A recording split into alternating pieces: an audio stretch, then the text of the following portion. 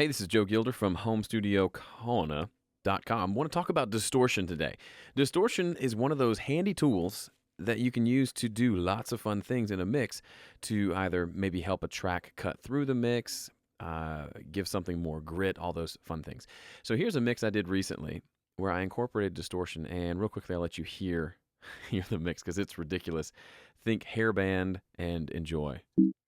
Hang on, here we go. Feel the cold, cold autumn love. Feel the cold, cold autumn love. Feel the cold, cold, cold autumn love. Yeah, that's those vocals are ridiculous. So, one thing I wanted to show you is during this final part of the song, there's this extra lead vocal track where he's kind of just singing stuff in the background. And here's the original. Here's what it sounds like in the mix. So I've done some delay and reverb and distortion to kind of make it a little crazier. So here's what I used. I used Red Light District Distortion plugin that comes with Studio One. Got a good bit of distortion and overdrive, and then rolled off some low end, some high end, but left most of the frequencies intact. Then I used EQ to roll off some of the excessive low end. So without the EQ, it sounds like this. A little too thick with EQ. Okay, so now I'm going to turn that one off, and I've got it duplicated over here with the same settings on this track minus all the effects, so you can hear it a little better. So here's the dry track. Yeah, yeah.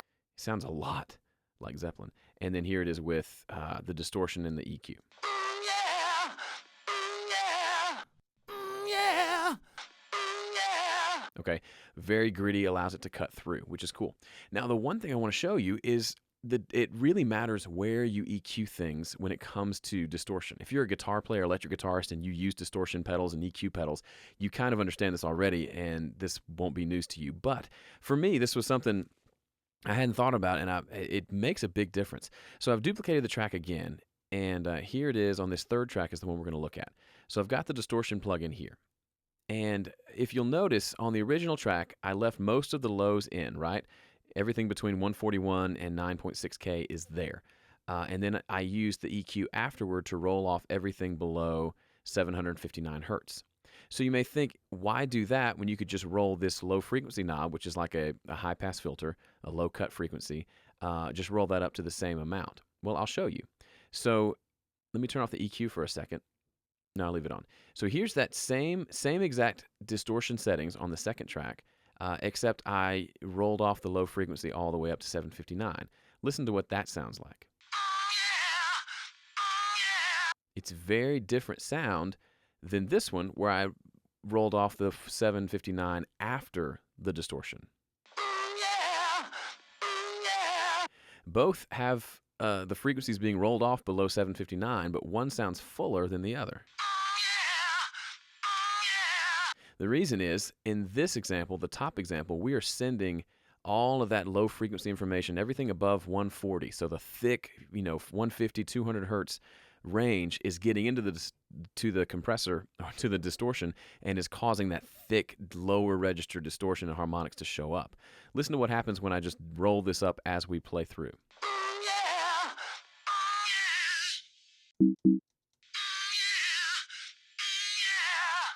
Of course, it rolls off the lows, but it also changes how the distortion sounds. So what I found while I was working on this mix is I liked this really thick distortion. I liked it as a whole, but I needed to roll off some of those low frequencies. So if I had just done this, it wouldn't have worked as well as having an EQ plugin in place that rolls those off after the distortion has happened, and you get this.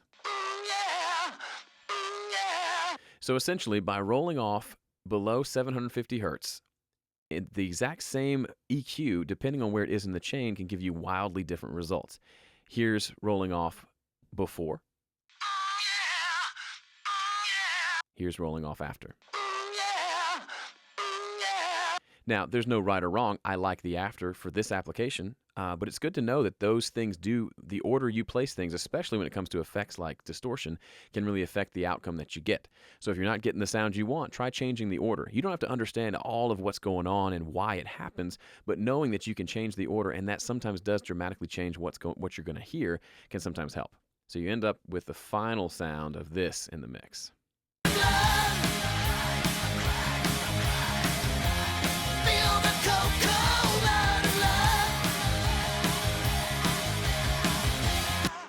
Now, of course, it's subtle, it's way down in the mix, and it doesn't come through very much, but the point still stands, and it cuts through a lot more because of the distortion we added without being too harsh and thin. Okay? Try that on your next mix. It'll be fun, I promise. See ya.